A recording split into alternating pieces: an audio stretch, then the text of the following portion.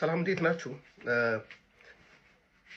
እነዚህ ሶስቱ በመካከላዊ ኢትዮጵያ የተገደሉ ፋኖ ናቸው ተብለው ከተያዙ በኋላ ስለተገደሉ ወጣቶች አንድ ቪዲዮስ ሰራውና ሪከርድ አድርጌው በቃ እንትን አልኩት። አሁን እሱን ዲሌት አድርኩት። በጣም ስሜታዊ ስለሆንኩኝ ለሰው አእምሮ በመጠንቀቅ ለታናናሾች መጥፎ አርአያ እንዳልሆን ብዬ የሚያቁኝም ሰዎች እንዴ ምን ሆነ እንዳይሉኝ ብዬ ስሜታዊነቴን ተቆጣጥሬ ይሄን ቪዲዮ ድጋሚ ለመስራት ወሰንኩኝ።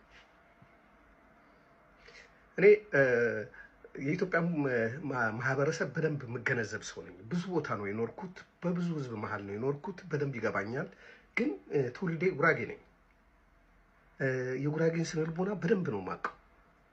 እኔ ከተወለድኩ ጀምሮ እስከ ዛሬ ድረስ ሰው በሰው ተገደለ ሲባል አልሰማውም። እዛ አካባቢ በጣም ሬር የሆነ ሊኖር ይችላል በአጋጣሚ እንጂ በጣም በታቀደ መንገድ ሰው ተገደለ ሲባል፣ ምክንያቱም በኢህአፓ ጊዜ ጥቂት ሰው ነው የተገደለው።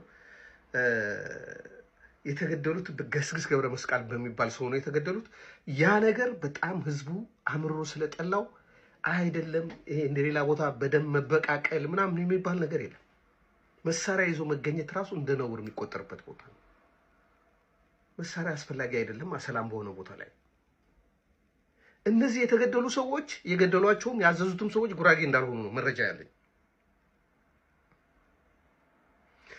በምን ሞራል በምን ህግ ነው አንድ ሰው የተያዘን ሰው መልሰ የምትገለው?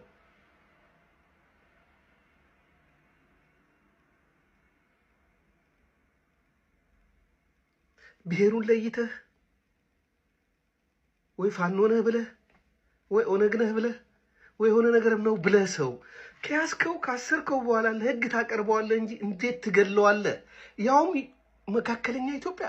የሰሞኑ የአዲስ አበባ ጉዳይ ለማስቀየስ የተደረገ ነገር ነው። ሰዎች ደማቸው ይፈሳል በከንቱ የወሬ አጀንዳ ማስቀየሪያ ለማድረግ የሚደረግ ሙከራ ነው። ልንገራችሁ፣ ጉራጌ አማራ ጥላቻ የለበትም። በጣም እንድታውቁት የምፈልገው ነገር ሂዱ ጉራጌ ሀገር የ3 ዓመት የ4 ዓመት ልጅ በአማርኛ ነው የሚያናግርህ። አማራ አይደለሁም ብሎም አያስብም።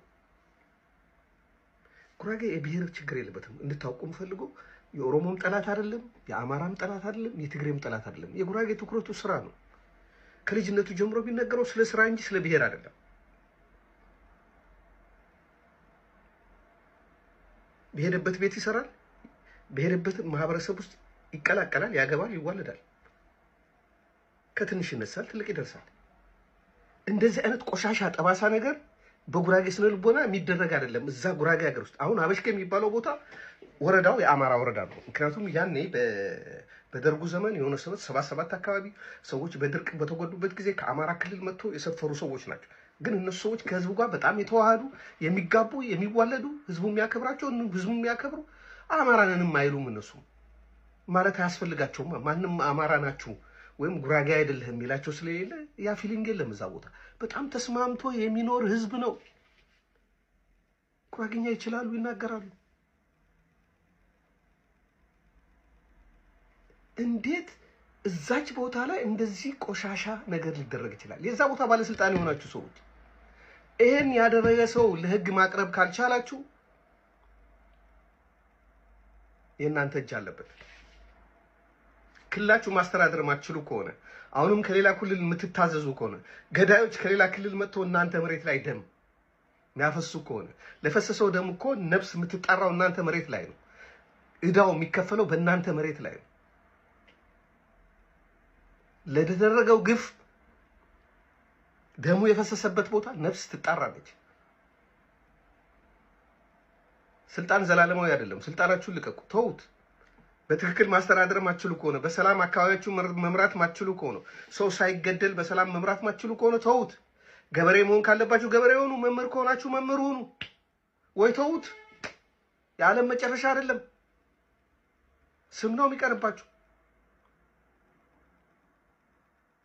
የተገደሉት ወንድሞቼ ለኔ ወንድሞቼ ናቸው። አማራ ወንድሜ ነው፣ ኦሮሞ ወንድሜ ነው፣ ትግሬ ወንድሜ ነው። ማንም ሰው ሲገደል አይደለም ያገሬ ሰው የሌላ ሀገርም ሰው በግፍ ሲገደል ያንገበግበኛል። በእነዚህ ሰዎች ላይ እጃቸውን ያነሱ ሰዎች በአስቸኳይ ለፍርድ አቅርቡልን። ካልሆነ ሰላማዊ ሰልፎችን፣ አመጾችን እናበረታታለን እዛች አካባቢ። ምክንያቱም በህዝቡ ስም ሊነገድ አይገባም። ይሄን ነገር ኖ ካላለ ሌላ ክልል ላይ እንደሆነው ነው የሚሆነው። ማንም መጥቶ እዛ ሰው እየገደለ የዛ ማህበረሰብ ስም የሚጠፋበት ምክንያት የለም። ያዘዙ ሰዎች እነማን ናቸው? እኔ አውቃለሁ፣ ግን እናንተ ይፋ ማድረግ አለባችሁ። ያ ሰውዬ የጸጥታ ምናምን ኃላፊ ነኝ የሚል ሰው ፋኖ ስለነበሩ እርምጃ ወሰድንባቸው ያለው ሰውዬ በመጀመሪያ መንጠልጠል ያለበት እሱ ነው። ፋኖ ከሆነ ያደረገውን ነገር እንትን ብለህ ለህግ ታቀርበዋለህ እንጂ አደባባይ ላይ ልትረሽ ነው። ማን ነው ስልጣን የሰጠ በሰው ህይወት ላይ? ነገ ፋኖ ድል ቀንቶት አሸንፎ ሲመጣ ምን ልትል ነው አንተ? በዚህ ጉዳይ ይኸውላችሁ መንግስት ሁሉ ይወድቃል። ይህን ማወቅ አለባችሁ። ዘላለማዊ መንግስት የለም። የእግዚአብሔር መንግስት ብቻ ነው ዘላለማዊ። ዋጋ ትከፍላለህ እያንዳንድ በሰራኸው ግፍ።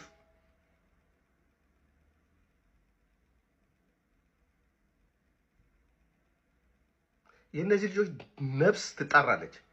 ደማቸው በከንቱ ፈሶ እንዳይቀር ይሄን እርምጃ የወሰደ ያዘዘ፣ የገደለ፣ ያስገደለ ፍርድ እንዲቀርብ እንፈልጋለን። ይሄ ሁሉም ጉራጌ በዚህ ጉዳይ ላይ አንድ ነው ሐሳቡ።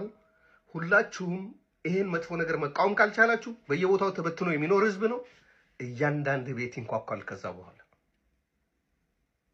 ለግፈኞች እድል አትስጡ። ለክፎች ለመጥፎች እድል አትስጡ። የንጹሃን ደም ማፍሰስ ይቁም። ይህ የጉራጌ ስነ ልቦና አይደለም። ጉራጌም አላረገው። ያረጉትን አጋልጡ። ስላዳመጣችሁኝ አመሰግናለሁ።